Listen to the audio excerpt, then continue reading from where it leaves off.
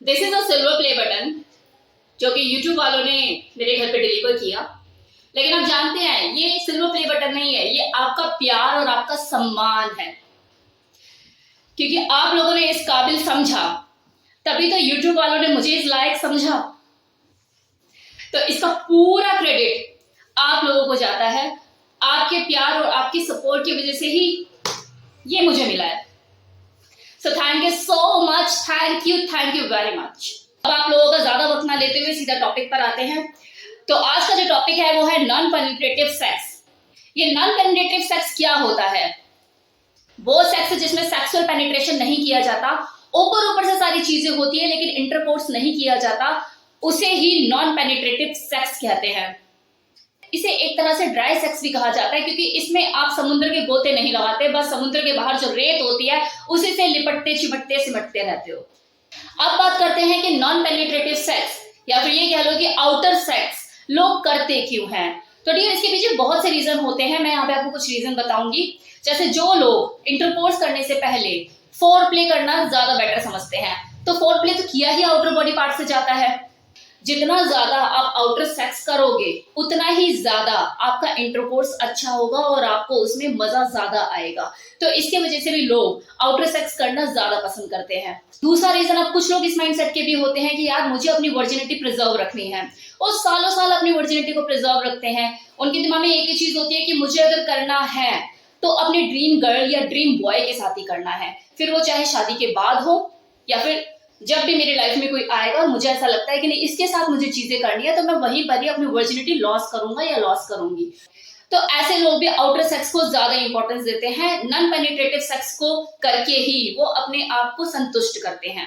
कुछ लोग ऐसे भी होते हैं जिन्हें अगर पार्टनर अपना मनचाहा मिल भी जाता है तब भी वो अपने आप को बाउंड करते हैं कि नहीं, भले ही हमें हमारा मनचाहा साथी मिल गया लेकिन इसके साथ भी अगर मुझे करना है तो शादी के बाद ही करना है।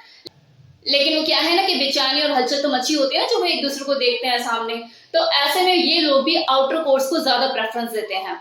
मतलब वही कि ऊपर से सारी चीजें करेंगे लेकिन इंसर्ट शादी के बाद। अब इसी तरह से कुछ फीमेल जो कि मिसकैरेज की शिकार ज्यादा हो चुकी होती हैं, उनको एक मन में डर बन जाता है कि यार दोबारा से इंटरकोर्स करेगा मेरा हस्बैंड और दोबारा प्रेग्नेंट हो जाऊंगी मैं।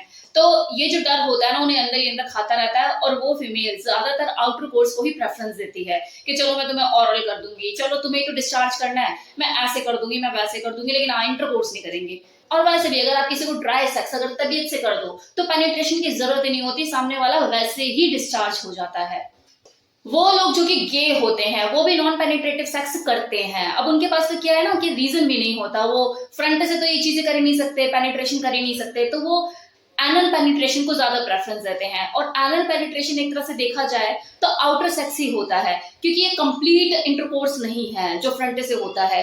अब वो फीमेल जिनकी डिलीवरी होती है उन्हें वैसे भी परहेज करना होता है कुछ टाइम तक, और डिलीवरी होने से कुछ टाइम पहले ही चीजों को मना कर दिया जाता है करने से। तो उस दौरान दोनों husband and wife non penetrative sex को ही इंजॉय करते हैं, बाहर से चीजें करते हैं, अंदर डिस्चार्ज नहीं करते। तो नॉन पेनिट्रेटिव सेक्स को लोग अपनी सहूलियत के हिसाब से चूज करते हैं कि कब करना है और कब नहीं करना है।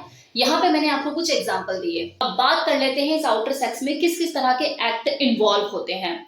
तो इसमें सबसे पहले तो फ्रोटेज ये ज्यादा होता है। फ्रोटेज का मतलब होता है रगड़ना या रब करना।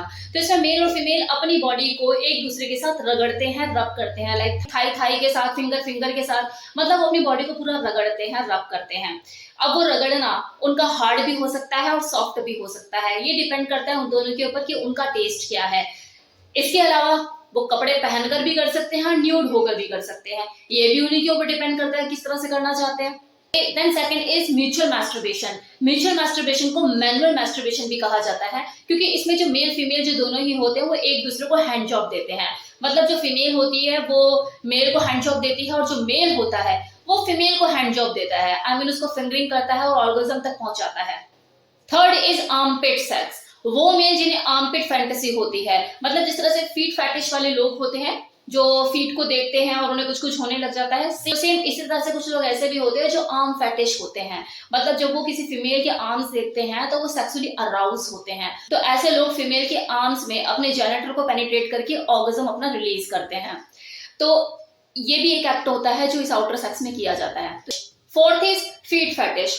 वो लोग जो कि फीट फैंटेसी रखते हैं, तो उनके जो सारे सेक्सुअल एक्ट होते हैं वो फीमेल की फीट के साथ होते हैं। मतलब वो अपने जेनिटल को वही रब करेंगे, वही रगड़ेंगे और वहीं पे ही डिस्चार्ज करेंगे। तो इस तरह के लोग जो कि इस तरह की फेटिश फैंटेसी रखते हो, लाइक जो आर्मपिट फैंटेसी रखते हो या फीट फैंटेसी रखते हो या हेयर फैंटेसी रखते हो, वो उसी पर्टिकुलर चीज के साथ को रगड़ेंगे, रब करेंगे और स्टिमुलेट होंगे, सेक्सुअली अराउज होंगे और वहीं अपना ऑर्गेज्म रिलीज कर देंगे। तो ऐसे लोग भी नॉन पेनिट्रेटिव सेक्स को बहुत ज्यादा एंजॉय करते हैं, वो इसी को ही ज्यादा पसंद करते हैं। इंटरक्यूरल सेक्स, इसमें जो मेल होता है वो फीमेल के थाई के बीच में जो स्पेस होता है वहां पे अपने पेनिस को रगड़ कर डिस्चार्ज करता है। इंटरग्लूटियल सेक्स, इसमें जो सारा खेल होता है वो फीमेल के बटक के साथ होता है। इसमें जो मेल होता है वो अपने फीमेल पार्टनर के बटक का पूरा भ्रमण करता है, अपने जेनिटल को पूरा वहां पे राउंड राउंड भ्रमण करेगा, उसको रब करेगा, स्टिमुलेट करेगा और बटक के बीच में ही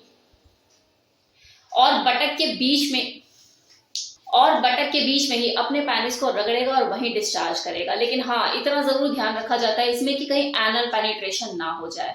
नाउ मैमरी इंटरकोर्स, इसमें क्या होता है, मेल अपने फीमेल पार्टनर के ब्रेस्ट के बीच में पेनिस को इंसर्ट करके रब करता है और वहां पे अपना ऑर्गेज्म डिस्चार्ज करता है। लेस्बियन सेक्स, इनसे बढ़िया तो कोई नॉन पेनिट्रेटिव सेक्स कोई कर ही नहीं सकता, क्योंकि दोनों ही फीमेल होती हैं और दोनों को ही अपने आप को स्टिमुलेट करने के लिए आउटप्ले करना जरूरी होता है। तो सोचो इनका जो नॉन पेनिट्रेटिव सेक्स होता होगा किस लेवल पे जाके होता होगा।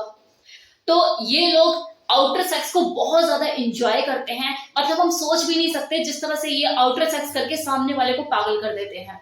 अब नॉन पेनिट्रेटिव सेक्स में कुछ एक्ट्स ऐसे भी होते हैं जिन्हें आप नॉन पेनिट्रेटिव कह भी सकते हैं और नहीं भी कह सकते हैं, जैसे ओरल सेक्स, जिसमें जो जेनिटल को स्टिमुलेट किया जाता है, उत्तेजित किया जाता है, लेकिन तरीका कुछ अलग होता है। इसमें जेनिटल को मुंह में लिया जाता है, सक किया जाता है, टंग प्ले किया जाता है, सारे काम इसमें टंग से होते हैं। ये बात चाहे मेल की हो या फीमेल की, सेम चीज फीमेल के साथ भी की जाती है। फीमेल के क्लिट से जो मेल होता है वो टंग प्ले करता है।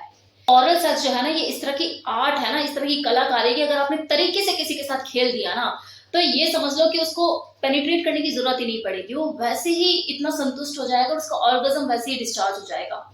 क्योंकि बात ओरल सेक्स की हो रही है तो मुझे एक चीज याद आ रही है कि कितनी ही बार मुझे क्वेश्चन किया गया है कमेंट सेक्शन में कि मैम क्या अपने पार्टनर का सीमेन पिया जा सकता है, कोई दिक्कत तो नहीं है।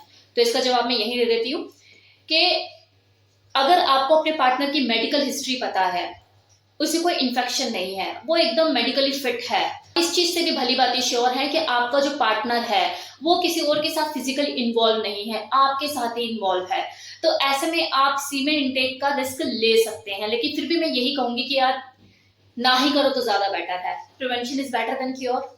और एक चीज और, अगर आप ओरल सेक्स करते हैं तो डेंटल डैम का यूज करना ना भूलें, ये आपको सेक्सुअल ट्रांसमिटेड इन्फेक्शन इन सब चीजों से बचाएगा। BDSM, ये तो है ही ऐसा एक्ट जिसमें जो पेनिट्रेशन होता है वो 100 में से 5% मात्र ही होता है। मतलब इसमें जो दो लोगों के प्लेजर को अचीव करने का जो तरीका होता है, सुख या खुशी को हासिल करने का जो तरीका होता है, वो एकदम अलग होता है। एकदम प्योर नॉन पेनिट्रेटिव सेक्स होता है, एकदम शुद्ध। इसमें जो दो लोग होते हैं वो एक दूसरे के साथ इंटरकोर्स करते ही नहीं है, बिना इंटरकोर्स किए उस प्लेजर को हासिल करते हैं जो दो लोग इंटरकोर्स करके महसूस करते हैं। तो मेरी तरफ से इस वीडियो में इतना ही। होप्स आपको वीडियो पसंद आया हो।